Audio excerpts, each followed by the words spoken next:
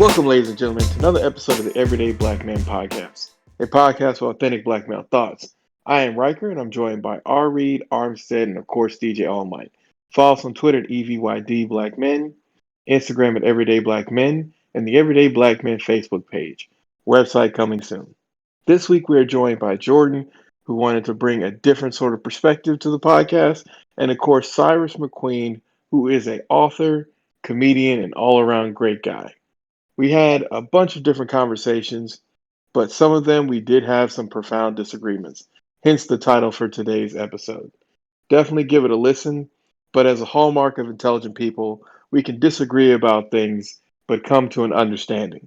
Everybody has a different perspective, and that's part of what this podcast is about, having a bunch of different people talk about things from different perspectives. So, without further ado, let's start the show. I actually stepped to my word and stayed the fuck away from politics. You know how the media is talking about partisan shit, but when Republicans are in control, they don't really give a fuck about bipartisanship? Well, Absolutely. Say that one more time? I missed that. What did you say? Reed? He muted himself.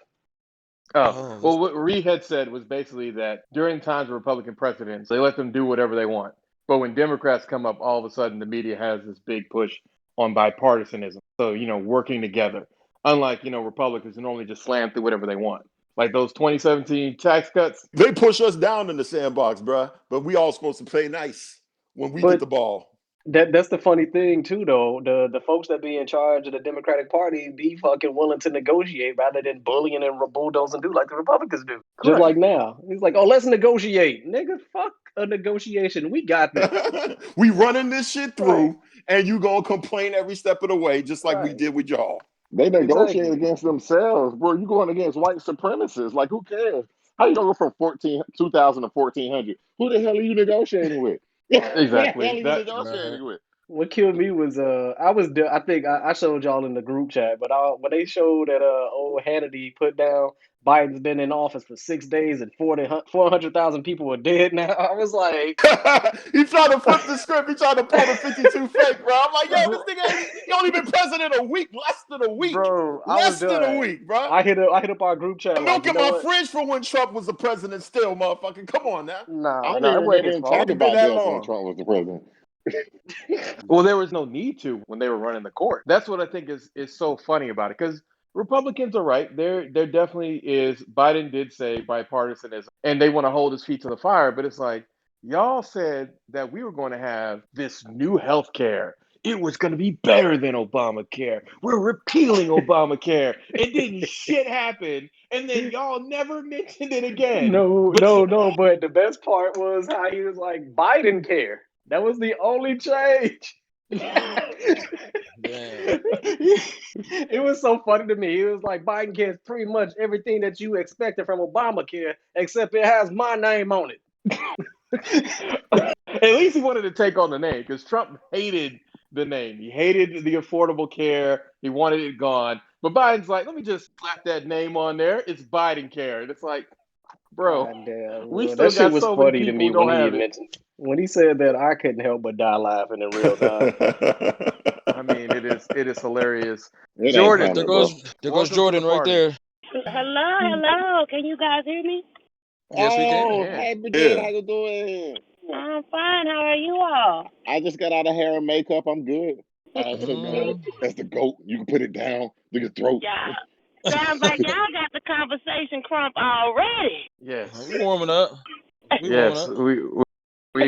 warming up. Warming up. I think we're getting to the point. All right, so we got Jordan, we got Cyrus, you have myself, Riker, you have DJ Allmight, you have Armstead, you have Armstead. You have to say it with force. Put a double R, aka Team Rocket, and Reed. Okay, just call him Reed for short. I feel like I'm at a sorority meeting. Hey, before we start this podcast, I want to celebrate to myself for. Think I get it. It's gone. It's gone. They made a mistake. They made a mistake. My got one too, and they said they know she made a mistake. She was like, "We made exactly last year." Exactly. Where I'm trying to get to. How did all these loose? Your boy couldn't get one. Hey, bro, it might be coming. Hey, the funniest thing about it, because I got in the mail. The first time when they made their first mistake, I got a or some shit. But on this one, literally says if recipient is deceased here and drop in mailbox. Who the fuck is doing that? Someone Like, apparently does not I need would the love money. to know who on this side of melanin checked that box and said On Auntie this side died. of melanin. Melanin. Well, you know, there are some people out there like black libertarian who don't want any of the government help, but they're sure gonna take it when it comes. Look, man, just because I feel like he got a Confederate flag and a Garth Brooks poster right next to each Look, other. if we start, let's not start on Black Libertarian. We were having a good day here. We were enjoying. We're starting with a great podcast, so we're gonna go in with that same energy. So, welcome, ladies and gentlemen, to a wonderful episode of the Everyday Black Man Podcast, a podcast for authentic black male thoughts. We are here with a special guest, Cyrus McQueen. We also have a special guest in Jordan, but Cyrus, I've seen a lot of your stuff. I made sure not to watch it because I didn't want to taint the conversation. But can you tell us a little bit about yourself and where you're from? I'm originally from Boston, Massachusetts. I live in Brooklyn, New York. Speak with your chest. Yeah, I'm just I'm fucking around. Go ahead. a young-ish black man. Young-ish. Okay. Black man, sentient, spiritual man, doing my best to navigate the perilous waters that America's thrust me into. Been swimming against the current all my life, praying for a sail like most of y'all. All right. I'm conscientious objector to the vicissitudes that are destroying our society, so I felt I'd document them in a motherfucking book. Nice. So I did. Nice. I have a question. And not a long one, but how come you and Jordan Lucas are only black people I know to come out since New Edition? Answer that. I need to know because I have yet to run into any black people from Boston. All them niggas moved to Atlanta in the last 20 years. Hello? Everybody moved to Atlanta. I'm sure you probably see it. Y'all got like little inside jokes about, oh, he definitely just moved here, or they definitely just moved here.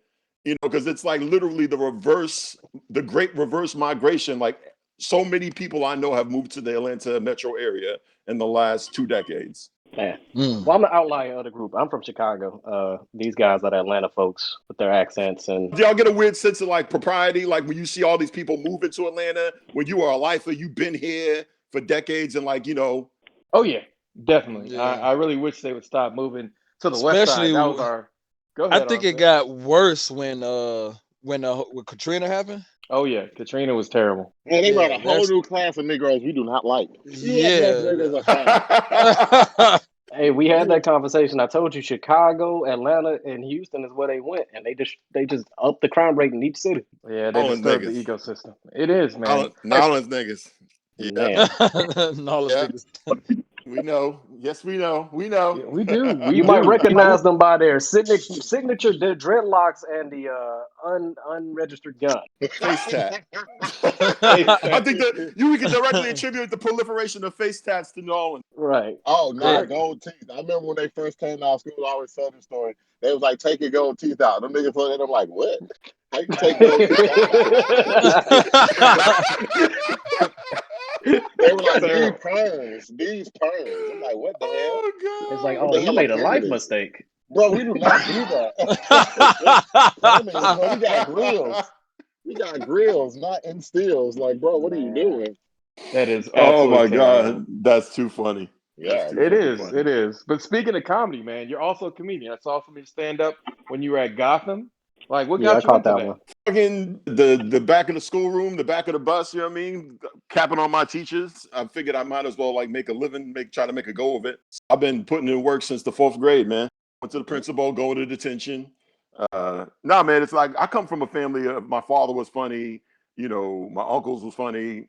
It was just something that came naturally to me. I started in acting. I started going to drama school in New York, but I was working at a comedy club, and I was like, I don't know. I feel like I can do this shit. These motherfuckers up here eating a dick. I feel like I could do better than some of these motherfuckers. So gave me the gumption to get on stage, and then you never look back. What's up? Hey, Cyrus, can you say this for me? Wait. The way that you move. I was thinking the same thing. You Atlanta people. It is. One more thing. Say Dior. Why y'all trying to change this man into Pop Smoke? He's not. No, Pop Smoke. That's how he sounds like it. just because he's from New York, or All sorry, right, he's a so New York transplant. Go ahead, DJ. I want to know, you were the one that started in school. Then I feel like you were one of those dudes that made me feel liable to have to learn how to either roast and defend myself or fight. Like, because it was always the dude that was like a naturally funny that they used to like. You caught their radar and you got flamed. And I think I didn't learn how to like. I can't. You not comedy. But I feel like you dudes that can tell jokes can naturally roast because y'all observe and know funny words and just deliver it the right way. Because I've witnessed a guy like you. It's a fight or flight mechanism. It's a defense mechanism, brother. So yeah, shit was, I know a lot of you came in the glorious upbringings or childhoods devoid of drug abuse and other sorts of abuse. But we all go through some shit, and you learn to use it as a defense mechanism to, I don't know, keep them from coming at you. So that's really what it came from. Same, yeah. I was also going to white school too. So I was bused from the inner city to a white school. So you had to that bus was fucking fight or flight. Like you had to show up. You know what I mean? Because cats would just eat you apart. That right there. What do they call it up there? They call it M to M here. Like I was just curious what they call it up there. When they would bust you to all the white schools. Boston, I remember that. They call it Metco. Jeez. Anybody know what M to M stood for? I mean, it's supposed to be magnet to magnet, I believe. Was that M to M, or was it? You remember they had a busing program. They had a busing program too, but it ended when we was kids. I mean, yeah. Well, that was the great Atlanta white flight. Basically, the magnet stuff, it was supposed to, enable kids, but during the let's just say mid 2000s, a lot of people began, well, not mid, early 2000s, they began pushing back on magnets. So you had magnet schools? Yeah, magnet schools in the Atlanta metro area. So like my brothers were two of the last ones to get to go to Chamblee, back when Chamblee was a really good school. But like they were really disliked because it was them, the poor Mexicans, and the other people from South America, and the white folks didn't like none of them, especially since they thought they were bringing down their housing prices by just being there. So that's when they began phasing out the word magnet because they didn't want y'all to know that you had the ability to. Because my brothers both got bussed in, and then my mom would pick them up from school on the way back. But it's just one of those things where they tried to do away with it in Atlanta because they were tired of these black kids and Latinos and everyone else going to these really nice schools and getting a nice education. It's interesting though, you talk about Atlanta. Racial realities shape every American city. So it's interesting how, and in Atlanta, perhaps you guys are more accustomed to overt, definitive displays of racism, whereas up north we're probably more accustomed to those subtle, insidious, different sorts of racism. Well, I always wonder when people say that, like how. Somebody from down here, I guess I asked this question. Have you seen like overt racism? Like other than these people like marching through Stone Mountain, like just stay the fuck away. Like I don't like I haven't seen it myself. I'm just curious. Like they say that. I mean, I've seen it downtown, but it's normally in places where people think they're gonna be able to get away with it. Like one time I was going. This had to be 2018. 2017 going into 18. It was New Year, and like I was just walking downtown, going to a friend's flat. On the way there, like there's me on one side, there's a white woman on the other side. And, we just walking. And then like, as soon as it gets to the point where it's like, the light goes from being, you can see everything to the light is a little bit less. Like she take off to the other side of the street. And it's like, if I was going to steal your purse, I had plenty of opportunity to up to this time. Like, that's when you guys just steal her purse on the strength of it. What's funny? I have an opinion on seeing racism because racism is not something you see. Racism is a reality. And the reality of racism, people they want to see it or they want to say this city don't have it and it's not true. Racism is reality. What do you own as a black person? You don't have to see racism to know it's real. Black people own nothing. Yeah. And then and it's funny because people don't know. The reality is people doesn't even know what racism means because racism is not liking a color or disliking a color. The only way you could be racist is you can stop a nation of people from doing something. See, black people can't be racist because we can't stop another race from doing anything. We can't say you can only go to this school. I can't open a school and I can't say that I don't want this nation of people to come. So to understand racism, you have to know what racism means. Only person that's racist is a person who can stop a race from doing something. A person who can make a set of laws that only affect a certain race. So racism is not necessarily a person grabbing that purse when they see you walk. That's taught. That's not the actual racism. That's what the person was taught mentally.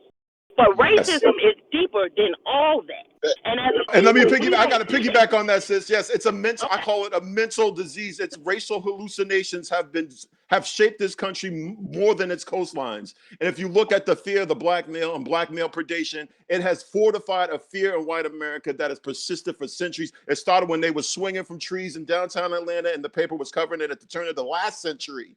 To what we see now with George Floyd, the fear of the black male has sparked racial hallucinations for centuries in this country. And that's how we have two separate white societies that have become sustained on that foreboding alone. But I'm going to tell you something, and this is like something I really thought about. You motherfuckers down there are going to see real racism when they release that Harriet Tubman 20. I'm telling you right now, rednecks are going to be holding up lines from Florida to Kentucky, bruh. They're going to be fighting with the cashiers. But the reality of it, and we just seen racism, and nobody mentioned that. We just seen racism at the Capitol. You didn't see any water holes being bring out. You didn't see any dogs being sick. They told us to look for the people after the people left. We can't even walk down the street. That's racism. Not the plugging of the purse. It's meant the laws is racism. They want to say the police isn't racism. The police is not racism. The system is racism. Can I ask who actually asked for Harriet Tubman on the 20? Okay, so this is out of all people, out of all historical figures of blacks. Ugly ass slave looking Harriet Tubman. And first and foremost, what we not about to do is diss Harriet Tubman. I'm not dissing her. I'm not dissing her. No, not you. Oh. I'm talking to Uncle Roku. Let me say this, fellas. I won't diss Harriet Tubman, but I will diss the reason they're doing that. Because that's what's wrong with with us now. See, they want the woman to have so much power. If you talk about it now, they'll say a woman freed all the slaves, a black woman. But that's just to get in our head mentally, to get into our man's head mentally, and make them weak. That's why anytime you see a slavery movie, it's always the black woman saved them. The Harriet Tubman, those women are coming out harder, like they're the only ones. And the mentality of a black woman is very dangerous. It's very racist because she's getting to the point where she hates the black man. Sister, to keep it real, it's got to the point that the American algorithm got us hating ourselves. That's how insidious it is, because it got us hating ourselves, man. So hold on. Ari want to say something. Hold on. All right, so like what y'all touched on. So there's multiple forms of racism. I agree. So you have the systemic racism, and then you have that economic racism. It's so many of them. But the thing that they never focus on is economic. That's why they treat y'all with symbolism. That's why I don't really trust Democrats nor Republicans. Republicans, because we know where they stand. Democrats will always do symbolic gestures, meaning they don't mean anything in the end. Like nothing. Harriet Tubman on the 20 don't mean shit. Barack Obama being the first black president, I'm sorry, guys, didn't mean shit. Vice President Harris didn't mean shit. It's so funny that women aren't celebrating as much as they should, especially white women. That's how they did. Honestly, I got to profoundly disagree, brother, because you down south where they have magnified the lie. You look at Stone Mountain and every goddamn statue populating pepper in the South, and they like to glorify lies at the expense of truth. And we've seen the truth starve, so representation does matter. If I I know that my history is being respected and accurately rendered, and not a revisionist history, not a whitewashing history, not where you have this purport that the South won and that their cause was righteous, which has been bombarded in so many fucking minds in the South. That's why we got some of the problems that we do right now. I don't believe the South won. Representation matters. Truth matters even more. This is why representation is like a trick. You can have a black man face up there, but if he's representing white man ideals, then what did you really win? Yeah, I don't call it. You can call it that, or you can call it not. But I don't think that Harriet Tubman represented a white man's ideals. Correct. I think Harriet. They're gonna put a slave owner and a mass murderer and Andrew Jackson on a bill. Then it's like, okay, yeah, we can talk about this comprehensively because slavery was an economic decision. Race, as we know it, is an economic decision. It all comes down to economics sooner or later, brother. And so where they've hoarded wealth at the expense of us, Representation still matters. That neither one doesn't cancel the other out. Okay, Yes, so race is an economic decision. It has economic So, implications across the board. I've hold always on, had an one more thing, opinion one more about. thing. Y'all understand that their representation is always what they're comfortable with. They're comfortable with empowering black women. Why did they put a black man? Martin Luther King, to me, deserves more of a 20. You can put And that's Martin Luther all King they're on that doing. 20. And that's all they're doing. It's all to keep you in the same spot, and you can't see that. It's all to, Mhm. it's all to keep you in the same place. That's all it is. And Right. you will see, okay, put it like this. I'll tell you like this. Our wonderful vice president, she's not even black. Well, But she is not black. Look at her history. She's never been around black people. Her people used to own slaves. Her husband is 100% white. But all our people, that girl is in office. But she's not. Obama nah, was more black. I don't believe that now. Hold on a second. I don't believe that now. I do know. Well, do know something. I do know something. I know Howard got a lot of black people. Howard University got a lot of black people. I know that for a fact. I'm seeing it on Facebook. They're saying black girls rule, black power. We got another one in office. You go, girl. I'm sitting here like, sorry. what the hell is happening? That's what I see. Cyrus, can I ask you a question? Yes. Cyrus. Have you ever heard Jamaican people call themselves black? Or do they Yes. call themselves Jamaican? No. Sorry. I can't honestly, if I can understand the Pat's why. I think I've heard them a few times. I've generally never heard them consider themselves black. They're like, no, we're Jamaican in America. Yeah, have you never heard of Marcus Garvey? Marcus Garvey was trying to start the Black to Africa movement. Yeah, absolutely, I've heard that. Okay. Absolutely, I've heard that. Absolutely, I've heard that. Continue. All right. So yes, Marcus Garvey was Jamaican, but also here the thing about it is you're never going to hear from the black people who are Marley was Jamaican Jamaican. who call themselves black, because that's not the person that they're going up to. Do I believe that Kamala Harris is black in the way that Cyrus, myself, DJ, Reed, Armstead, and Jordan is? No. But is she black in the sense that she comes from the same motherland as my Nigerian fiance looks at me like, why are you niggas having an argument about blackness? But at the same time, Well, that's one of the questions that's keeping the black man down in America. But let's keep it moving. That is a valid question now, sir. That's one of the funny things about it. And that's one of the funny things with as many Jamaicans as I've dated is that different Jamaicans consider themselves black and different Jamaicans consider themselves Jamaican first. That's what I wanted to actually, well, my new point. I've seen a lot of problems with Jamaicans glorifying white or lighter skin. There's even a documentary with some of the girls out there buying this bleaching product that makes them lighter. Oh, it's not just the girls. It's the guys too. It's the guys, the girls. Because part of it is, it's going back to what Jordan was saying that we were all 100% on. It goes back to race. Yeah. These people who lighten their skin do not think that black is sexy. They don't think black is cool. They don't love themselves. And I don't know how we reach those people. I even got she's I ain't gonna say. She loves black people so much, but she's not even married to a black man.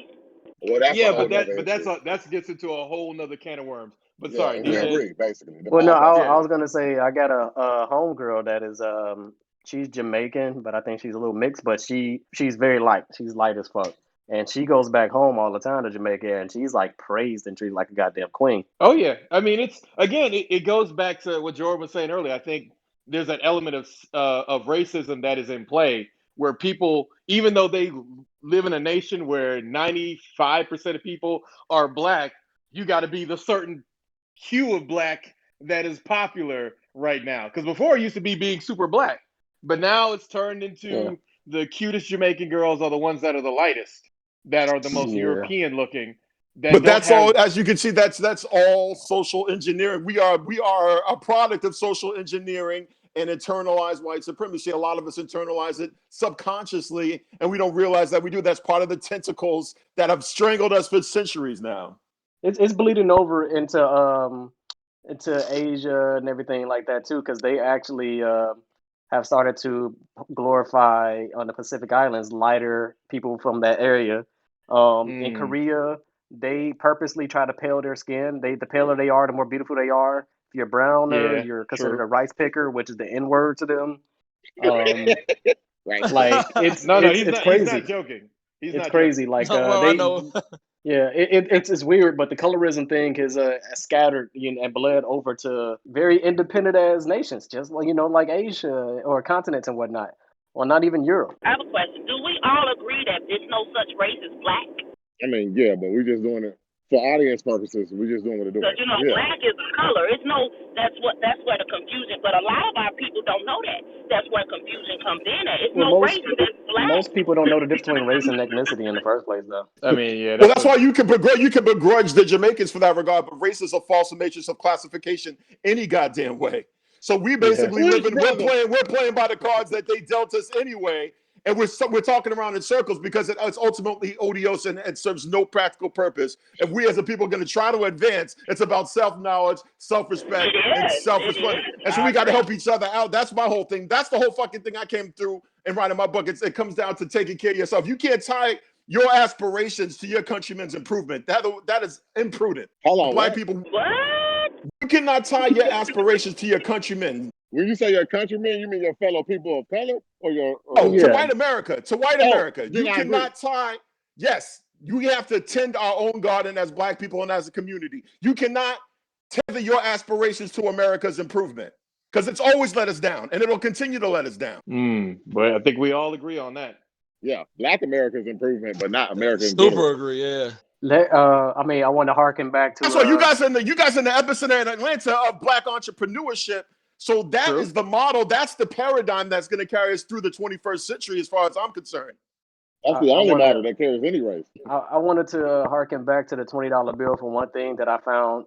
It was suspicion of me, but Andrew Jackson was going to be the second unanimously voted president in America history. But one opposing, I can't remember what his name was, one opposing senator, I think, did not want that to be because of who he was. But Andrew Jackson is literally considered one of the greatest presidents in American history, even though he is literally responsible for the Trail of Tears, the genocide of Native Americans. He literally said, I know I keep using literally, but people don't understand when you say that you don't mean for real.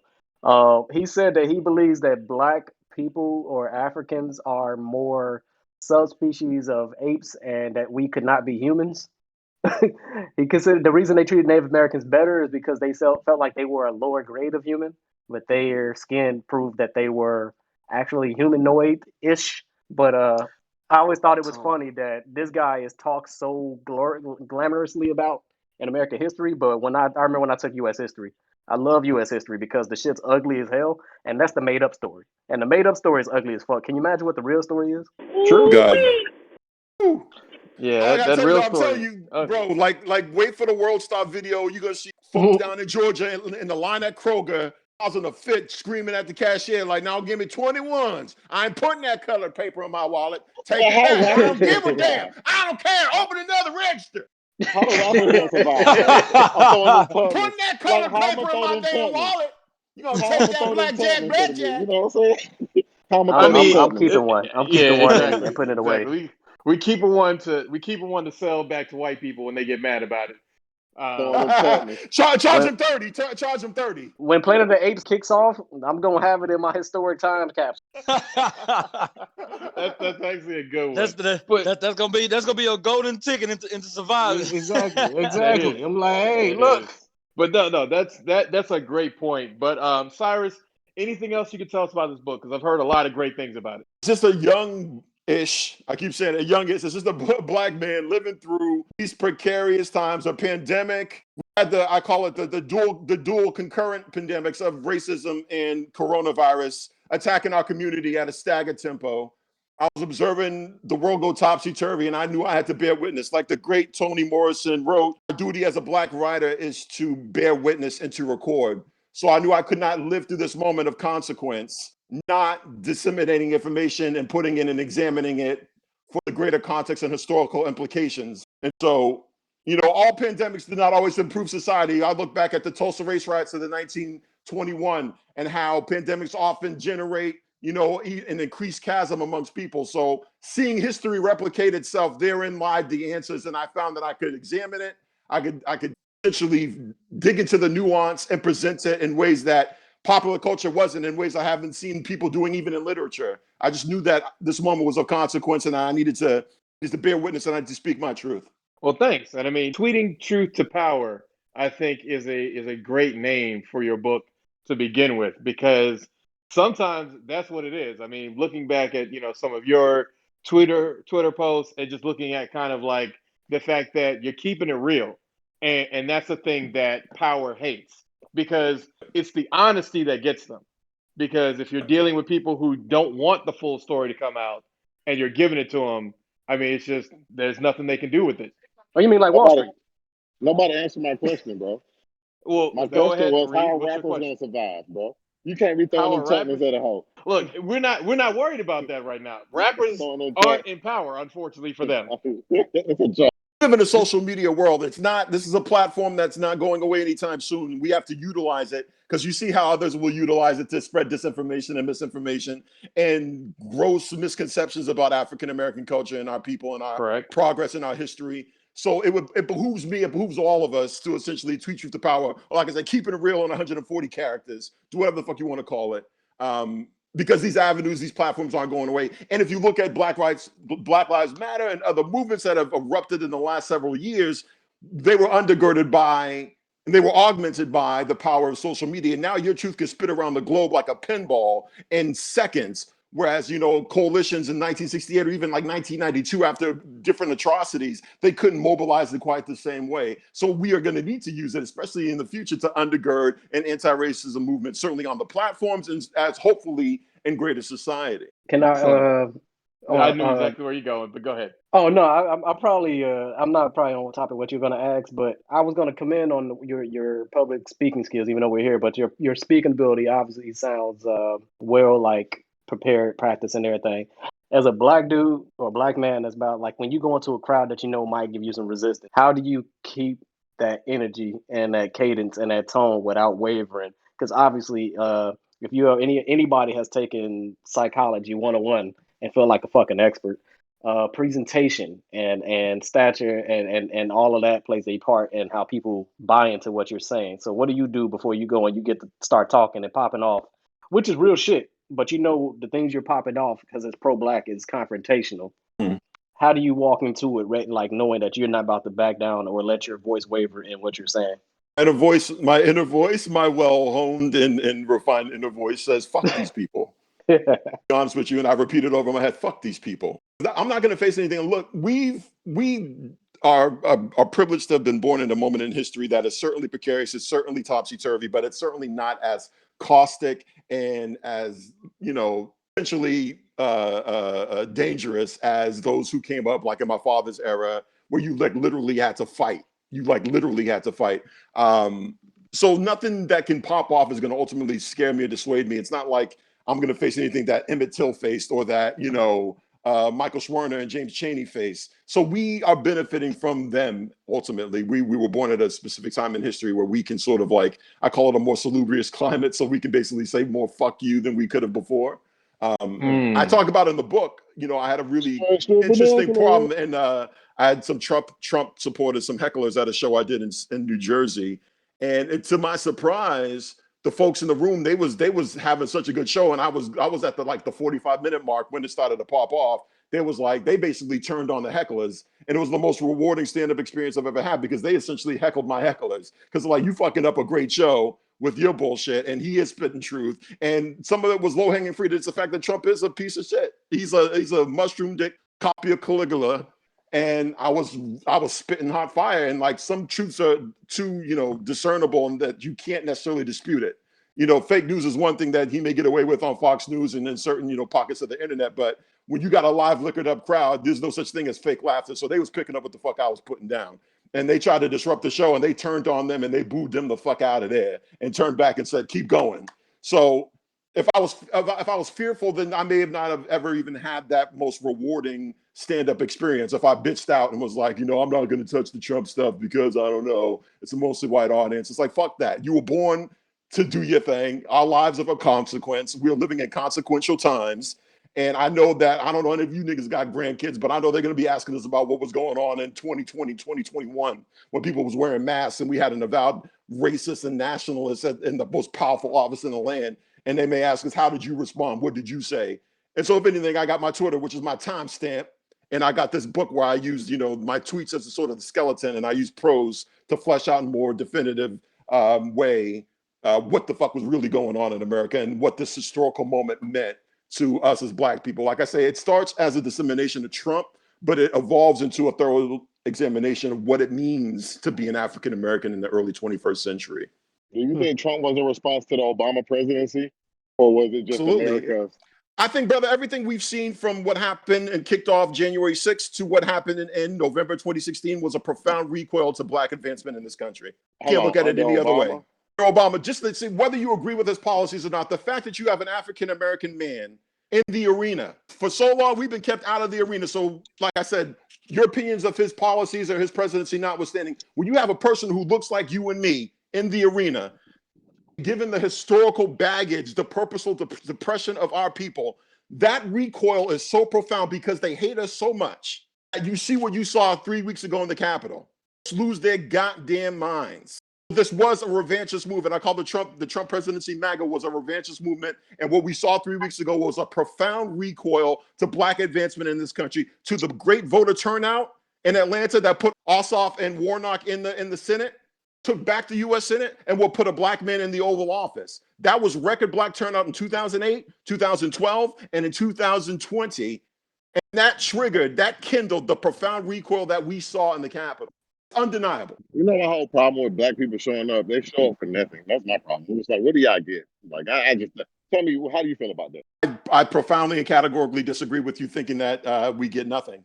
I believe representation matters. I certainly got Obamacare until I got, better, but that held me down, brother. That held me down, and that wouldn't have happened otherwise. Yeah, but that was for everybody. I'm talking about Black people specifically. Thing. You can't take 400 years of purposeful oppression and ameliorate that in 4 years or 8 years. So to think that America, the institutional racism of America, the profound imbalance that was ingrained in first our Constitution, then our laws, then our courts, even into the ether, to the point that popular culture tries to nullify us. You think that profound system of disregard and disrespect can be ameliorated in an 8-year period, then I don't know what else to tell you, but that's wrong.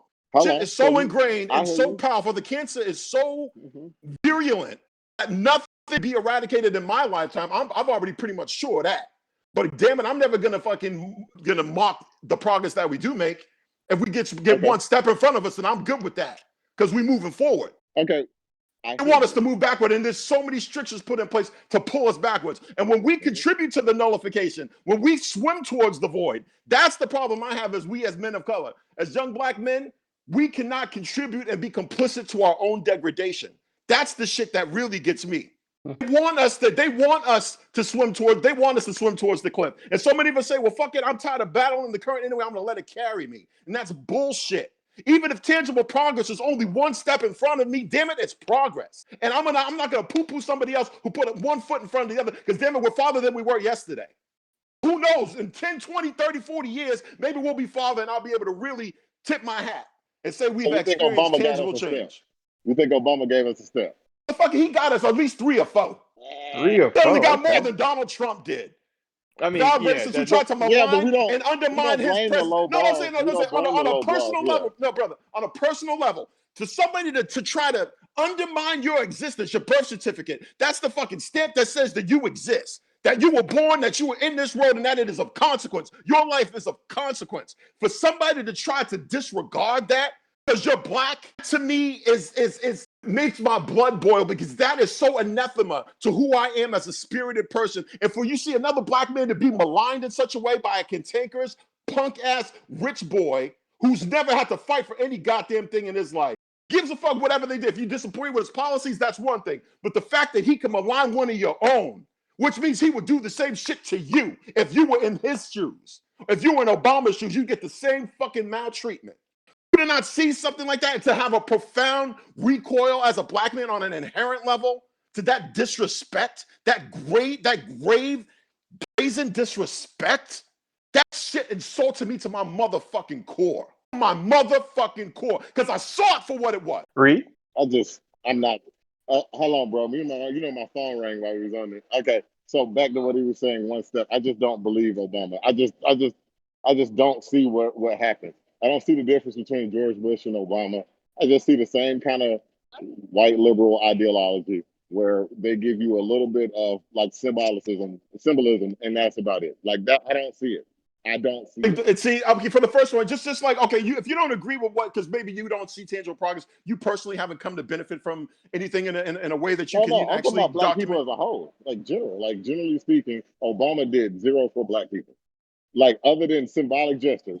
Because even if you think about some of the regressive things, I categorically disagree with your assessment, brother.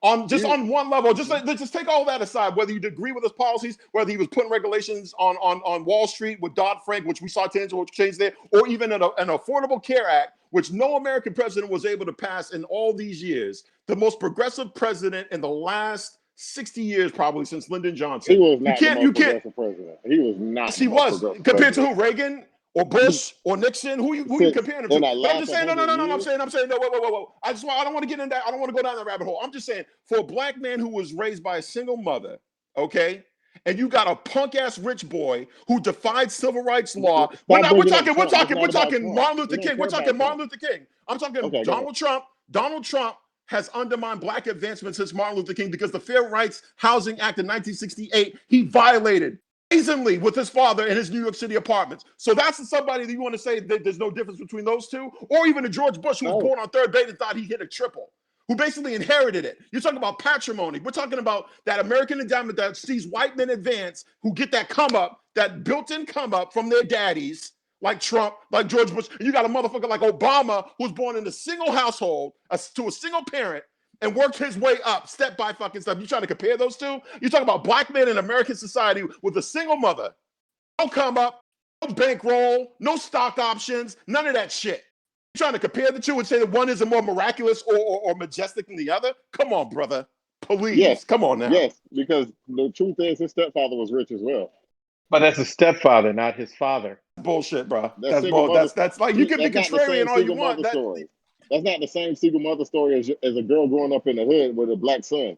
That's not the same thing. Look, No, but we could do what about until the cows come home, bro. But we know one thing is not like the other. One of these things is not like the other. You remember that old shit from nursery school? One of these things is not like the other. And toxic white masculinity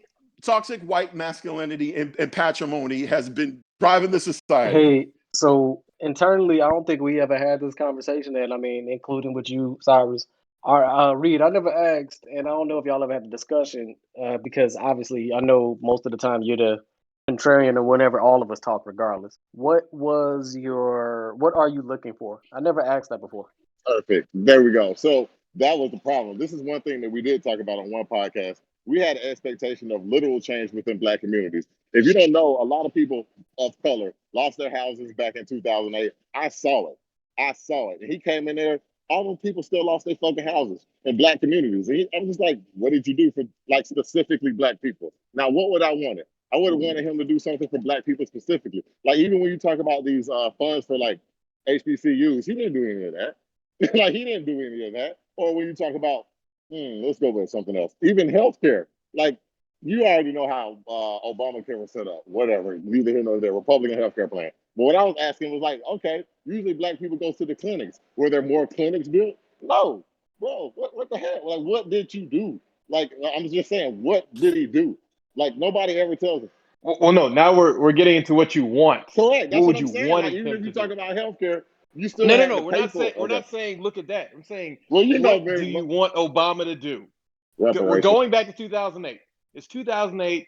Oh, you are now Obama. What would you have done for black people? Read. Reparations. Also, hold on, adding to this because this is Reed at what 30? What are you? 35.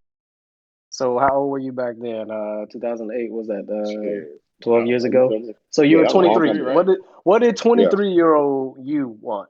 23-year-old 'Cause- me was pregnant with a. Well, I wasn't pregnant. She was pregnant. I was about to say, man.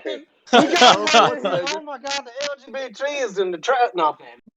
And so that's a better question. What did 23-year-old me want? You had a child with the mother of your child. She was pregnant during that time. Y'all were expecting. Sorry. What would you have wanted Obama to do? Okay, so remember all the job programs, all this kind of stuff. Job programs specifically for people in black communities, like stuff like that. What was going on then? I'm trying to think of me in 23. I'm trying to remember. That Well, was no, the no. housing The job crisis. program, yeah, the The housing housing crisis. price of the housing crisis, personally, like this whole thing, Wall Street bets. I saw so many people lose their houses, bro. Like it was just so many people that I knew that I went to high school. I'm like, damn, your mama got kicked out. Damn, bro. And all them Wall Street bankers doing the whole thing that he was talking about with white males and patriarchy society, they kept them out of jail. They didn't do anything to them. But I also saw him like not address like anything when we come to like the police. If anything, he went higher up as far as like sentences and everything go. He didn't do one thing he could address. One thing. The crack, cocaine, and weed discrepancies. Like what the fuck? Why did you keep weed and crack on the same Schedule 1 drug? Like what was that? Like he didn't like okay, just for niggas' sake, I would say I was smoking weed back then at 23. The legalization of marijuana. Boom. Okay. There we go. So legalization of marijuana, jobs, and keeping people in their houses. Those are your three. Let's go with that. Okay, those are your three. All right, cool. All right. So we now have an expectation what you would have wanted Obama to do back in 2008. But no, this is a great question, DJ. But I was actually going to continue on to that because what Cyrus said about Black Lives Matter movement and them getting recognition. And I know people didn't like them getting the Nobel Peace Prize, but that's not your fight. But with this whole Wall Street bets thing, I see things reminiscent. It's not the same, obviously, but I see a little bit of where Reed is coming from in the revenge against the Wall Street bankers and a lot of the organization that Cyrus is talking about. And yeah, the people I would have liked this to do are probably not these people, but I'm enjoying watching this because it really is revenge of the people on these people who've been gambling for forever. But continue. Me too. Oh, me too. I've enjoyed it too. Wall Street, it's capital alchemy, man. You got guys playing games where people are standing in line for a food bank. So the profound disconnect is just disgusting. But we're talking about institutional juggernauts. We're talking about monoliths, bro. You cannot change the world in a short period of time, and not necessarily in that regard. But you can take steps towards the right direction, and that's ultimately what we do. That's what all progress does. Like movements take a long time. I always the Wall Street thing to me, I don't know where I first started hearing hedge fund, but I kept wondering what the fuck that was. I keep one eye on the stocks, but I play with the investments through Robinhood like other people, but I stopped using Robinhood over a year ago because what most of us don't know that try to jump into it is if you ain't putting thousands or hundreds of thousands in it, you ain't gonna see a real return. It's just you bullshitting and feeling like you're doing something so you can tell people, hey, yeah, I was messing with stocks, but in all reality, I was curious. The experiment was a failure because it ain't shit, and it is what it is. But to pull on to the hedge fund thing, I had to look up and see what it was to find out that it's just a group of investors that go ahead and invest in certain stocks or hold or sell and basically manipulate the stock market for the most part. And it's backed by obviously billionaires. A lot of our the black listeners might not know what happened as to why these billionaires lost billions of dollars. They didn't realize about the GameStop thing. Yeah. Yes. So the short way to simplify it for our people, basically all the hedge fund investors they held their stock on GameStop. And basically, that is a way to make money when the stock is about to drop. But they were the ones that made the stock drop. They're the ones that manipulate the stocks because they're the ones that pump money in it. And when they sell it, it drops. It goes up and down. So they're pretty much like the architects behind the scenes that we don't know because everything that we're seeing is starting to get flooded onto Reddit, which is what people are seeing. Okay, and that's the same thing they did back in 2008. I don't know if y'all know how many companies closed back then. It was like 2008 to 2012. They did this short sale, and all these companies closed. And if GameStop were to close today, look, Charlie, I really don't use GameStop. I'm gonna just be honest with you. But you know how many people work at GameStop? What right, but to explain how they lost money, how the billionaires lost billions of dollars for the first time ever, is that they short sold it. And the guy Somebody that runs the Reddit, he caught it. He caught it. Yeah, and they got that community who has over 2 million fucking followers in that group. They pumped all their money in it and shot the stock up. So all those fucking hedge funds had to buy. They still own that stock even though they were shorting it. And now what they was projecting to lose money end up being worth billions. Yeah, one thing like 84 million the one dude made in a day. Yeah. Yep. Yeah. Yep. That guy took a hell of a bet. So in the progression of everything from the people versus corporate America, I mean, obviously we're so used to the corporate America winning. This is the first spit in the face of corporate America, but I know y'all been watching the news as much as I have. If not, you've seen something on your timeline. They're going to find a way to regulate this so it never happens again. Yeah. Oh yeah, they Yeah, coming for Reddit. They definitely coming for Reddit. Yeah, because they can make too much money. There's too many dudes. You talk about politics and who funds the politicians. There we could have a discussion and Well, do probably you agree. speak? Who is it? Who is it of this new administration? I forgot her name. She got like an $800,000 Yeller, donation. Janet Yeller. Yeah. Before Yellen, this Yellen. happened, and they can't even get a word from her right now. She ain't speaking. Y'all remember when the Democrats was allegedly for the people? I wonder what happened. Reed, you can't just slide that in there and just go on mute. Like Got that's fucking the okay anarchists. thing to do. Exactly. I mean, we already know how that happened because back in the 80s, if you look at it, a lot of corporate donors was on the Republican side. And then in the 90s, the quote unquote new Democrats was like, hell, we want some of this money too. So they kind of split their donors. And you got the new Democrats who were very friendly with corporate America. If you look at Clinton's policy with the glass, what is it called? The glass steagall, all that kind of Yep, shit. Glass Collect. Yeah, all that kind of bullshit. And that's when you realize that they both work with them, but they just work with a different set of donors. If you look at like the classic companies, as far as like oil and who else would you say, farming and all that kind of stuff, I would say they're more leaning towards Republican, Yeah. while the stock market on the numbers, they look 50-50. But if you look at these corporate donations from individuals, they really seem to donate to the Democratic Party a lot. So I'm just wondering if they're going to go for it because I just want to see what they do. Monday will tell a lot because Janet Yellen, like you said, she's been hiding. Because the question is, this is the people versus the hedge fund. So what are they going to do? And I'm going to just take a big old guess right now, and they're going to go with the hedge. I just hope that AMC shoots the fuck up because I put a little money in there just to see what happened for a To the social moon, experiment. brother. To the moon. Just To the not I gonna bought moon. that lie, shit at 'cause $3, bro. I only got 30 shares, but it was at I bought $3. it. So I bought it at 15. Okay, so you need a little room. All right, we gonna hope that it goes up to the moon when the Yeah. time comes for it. I'm acting Because different. I don't care if I make $100. I'm gonna act different anyway. I'm gonna slap somebody with it. that's why I was acting on Friday with Dogecoin. I was like, man, I'm in the double, bro. Then come Right. Sunday, I I lost want $4. I'm one of those people that appreciate every cent that I earn. Speaking of that, Oh, you I'm didn't gonna earn have to talk with y'all about that because I need to learn a little bit about that. The whole okay, stock Arms, we situation. gonna be able to get Most you definitely. on that stock situation. Hey, But since we Arms, you got covered, I'm sorry. go ahead. No, I was Go gonna say, ahead. Arms, you got Cash App? That I do.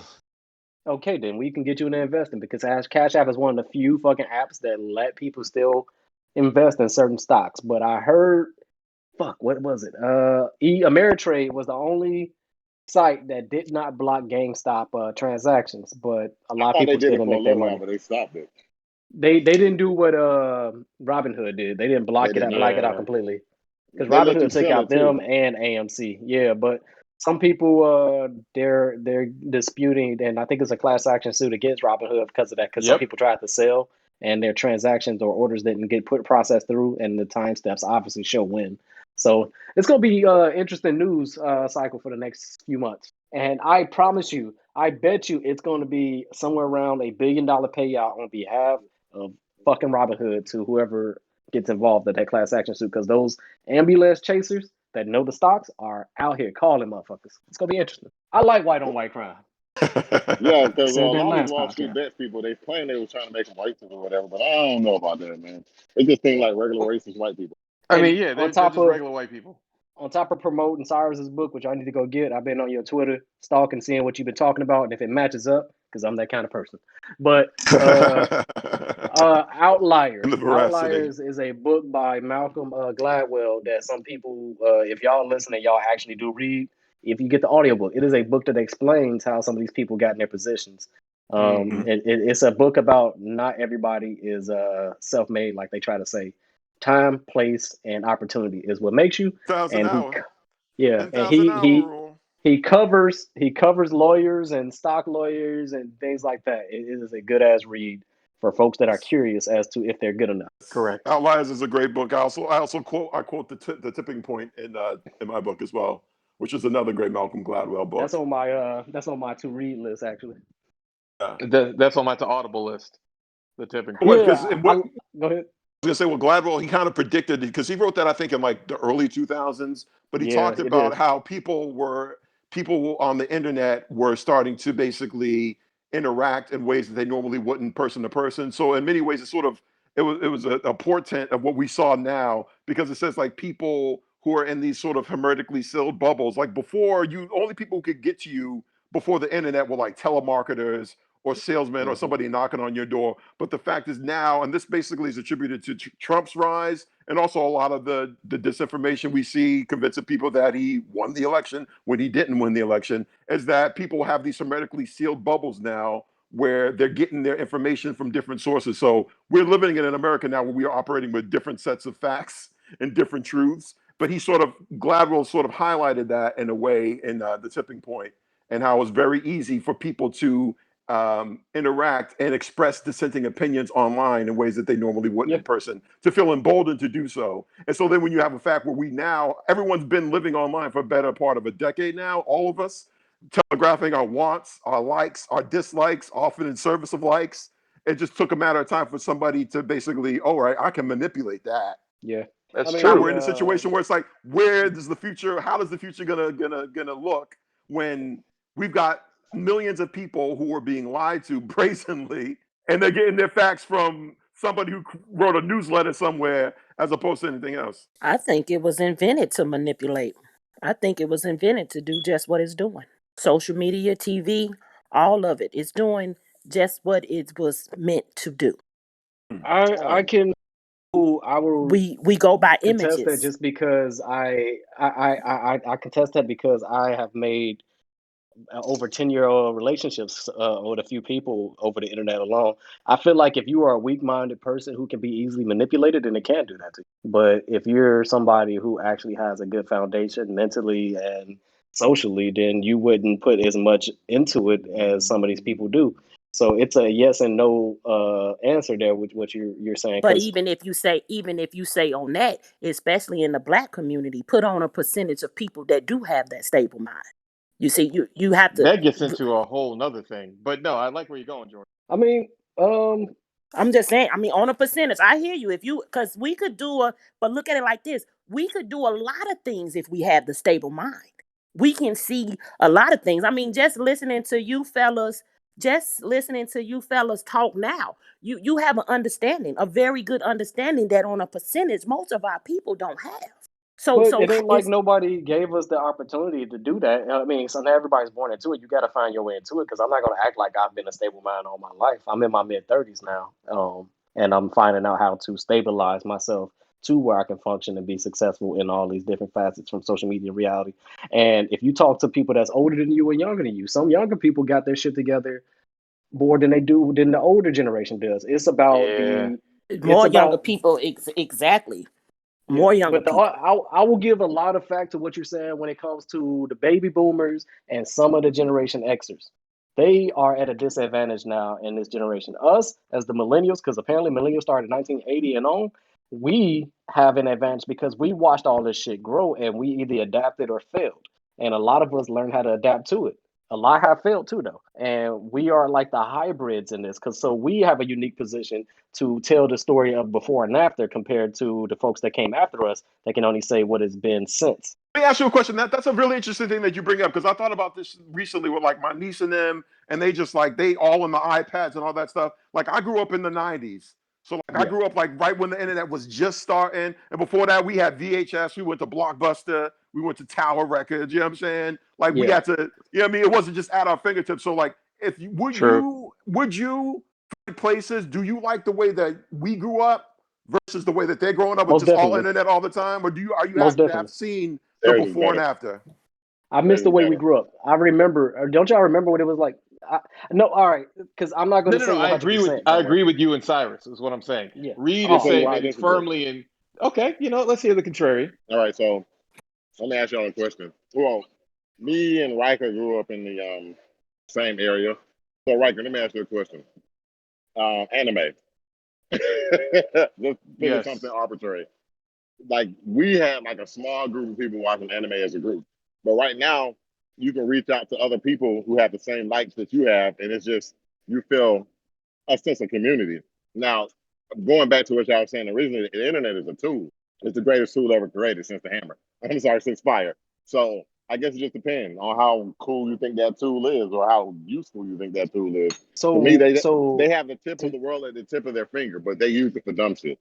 I'll contest that. I'll contest that with this location, geographical location, because I told you I grew up in Chicago on the South Side, and when I got to move to Orange County and Huntington Beach, California, and then Rancho Cucamonga, I had those same groups that you're talking about on Facebook or social media who had those interests, but I also had access to the hood group or hip hop group or all my interests. The thing is, in the neighborhoods that we are traditionally growing up in the impoverished black neighborhoods, we only get a certain number of folks that are into that, or it's weird shit to blacks. Because anything outside of what we know and what was taught to the generation before us is weird. So now, when I moved out, I found it was okay. Like, and when I moved back to the hood, I still had those interests. I found niggas that liked it, and niggas that didn't. It is what it is. I don't talk about that with y'all. But then I also was more open to meeting kids of other races. Which, if I would have stayed in Chicago, that wouldn't have been a thing because Chicago was highly segregated. It still is. So I think geographical location and upbringing plays a part in that, and that's a disadvantage we have as poor black kids because we are closet or boxed into that belief. And then all of a sudden, again, like I said, you take us to a new location and it's a whole different fucking world. I was living in paradise, even though we weren't rich. We were basically bottom middle class, I guess. But I love that shit compared to But you when I know, moved the out to the irony hood. of it all was it was more kids interested in what you thought it was because Yeah, but those same people that we look called you a down on it. nerd was Yeah, playing Pokemon Go. yeah. A I couple mean, years but my later. But no, go ahead. I'm just saying on the tip. Here's the tip I was trying to get at. Like just in terms of being present, that's the shit that gets me now. Like folks, like literally, they're attached to their phones. Like I lived at these basketball courts, and like this kid was playing with one hand. He had his phone in his other hand, and he wasn't really playing. He was just You fucking ain't around. lying. And so like that sort of You ain't that lying. sort of dynamic where you can't be present. Like when we was kids, we went outside and we just be outside. And we were fully Correct. engaged in whatever we was engaged in. We Correct. didn't have our phone Correct. attached to them. So seeing that now, like kids who just aren't present, you know what I'm saying? They're just not present. Cyrus, our equivalent to that is remember, and I swear, ain't nobody in here that shouldn't say don't remember this. When your mama say don't be on that game all goddamn Don't day. remember Correct. that. Absolutely. Don't remember They that. that ain't the thing with the phone. The phone, don't be on that phone all goddamn day. And then now you got a dispute in the goddamn house between couples where one of the parents don't want the kid on the phone to have a phone at a certain age, and the other one is pushing it. And It's the usually, Bro. same shit, yo, bro. It's the same thing Bro. with my sister and my niece. She got her a cell phone when she was 11. I'm like, yo, yeah, What? she's like, no, because she said, yeah, I want to know where she's at after school. I need to know yeah, where she's at. She needs to be able to reach me. And I'm like, but when we was growing up, we came home from school. We didn't have cell phones. It's like I don't right, understand. Like we would go away on our bikes and just be away all day and come back. So like we didn't have cell correct. phones and we was all right. So I don't understand that logic. Now all of a sudden, oh, I Man, need to be able to reach her. Wally told us everything we need to know, and some people it was an exaggerated version of it, but that sense of digital comfort has been abused. This is the best. The phone is the biggest fucking drug we have, and everybody is guilty of checking it every like Facts. they said we check our phones like Facts. every 60 something Facts, no seconds. cap, all day. Yes, Facts. So absolutely. I'm Yeah. one Absolutely. of those people that I will agree with you because it's true, but you got to call it for what it is. Like it's there, it's literally there all the time What is until they designed to fucking do it? They designed to keep us asleep. Oh yeah. Oh They yeah. yeah. do But it's things to theirs keep too, us though. asleep. It's but the thing is, they're not immune to it either. If you think about it, because even those billionaires say when they because they can afford to do it when they go somewhere on vacation or something like this, they go into a room where their phone's not in that room. But guess what? They got employees to monitor that shit for them. That's the Correct. difference between them and us. We can't Yo, afford did that. y'all watch The Social Dilemma? I watched half Netflix? of it. Some of it. Bro, it was so eye-opening in that regard. But you know Yeah. what really messed me up? Because I went to a spa, yo. This is before the pandemic. I went to a spa, yo, and it's got little waterfalls, hot tub, saunas, the whole thing. And I was just like living my best life. And there was these girls there, I swear to God. They spent at least 20 minutes, I was paying attention to them, taking pictures in front of the waterfall. It's like they wasn't in the waterfall. They Yes, wasn't they in the did. I can jacuzzi. believe it. No. They wasn't in the sauna. They was straight up doing an impromptu ghetto photo shoot. You you know one of my favorite vacations? My favorite vacation was in Cuba because our phones didn't work over there. Man, I need to go there. And He was just out. and He was then just out. on top of that, Americans, we have to stay in Airbnbs. We can't stay in the hotels because it's something with our passports and whatever bullshit. So guess what? There's no Wi-Fi everywhere. There were Wi-Fi parks that you had to walk down the street to go to outside. And I'm American. I ain't about to do it. So guess what? I didn't use my fucking phone. And I enjoyed it. I took pictures when I wanted to take a picture, but I wasn't worried about uploading it for this or that and everything. I got a photo album for myself, but it was like the old days when they had Polaroids or the old cameras where you just take a picture. Yeah, you gotta wait and go to Walgreens and hope it turned out nice. Exactly. So, Y'all never have to go to the library That's to do your crazy. homework. yeah, Go to the that's a library good to do your feeling. homework. Old ass encyclopedias that your mama bought when y'all was 7 years old. First You just and old, foremost, You just old. don't you get mad at mama for trying to make sure that your ass had knowledge, all right? Mom was buying that encyclopedia as an investment, all right? That I was an used them. I investment. plagiarized the fuck out of them encyclopedias in high school. Yeah, school reports and book reports, hell yeah. When they Hell couldn't check yeah. your ass, like the internet Hell been yeah. telling on us, goddammit. Look, the internet is a hindrance as much as it is That a tool. Britannica was where it's at, bro. Man, Yeah, man, Encyclopedia that, Britannica saved some lives, man. that Hell shit had you yeah. sound like you was the Okay. narrator on PBS. Wait, what?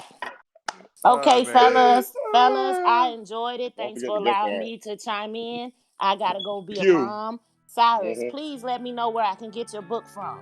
Get it from the Amazon, or you can get it from my website, cyrusmcqueen.com. Okay, make sure say that website again. I will be ordering it. It's my name, cyrusmcqueen.com. All right, Spell I that. got you. Hush. Thank you, Thank man, you. Jordan. We appreciate Thank you. you, You, fellas. sis. Y'all keep Thank doing you. what you're sis. doing. No, thank you. Yes. Thank y'all. All right. Thanks for having me. Well. Wasn't that a wonderful episode, ladies and gentlemen? I appreciate both Jordan and Cyrus McQueen for coming out and being a part of the podcast. Of course, shout out to my co-hosts, R. Reed, Armstead, and of course, DJ All Might. Follow us on Twitter at EVYD Black Men, Instagram at Everyday Black Men, and the Everyday Black Men Facebook page. Website coming soon. Peace.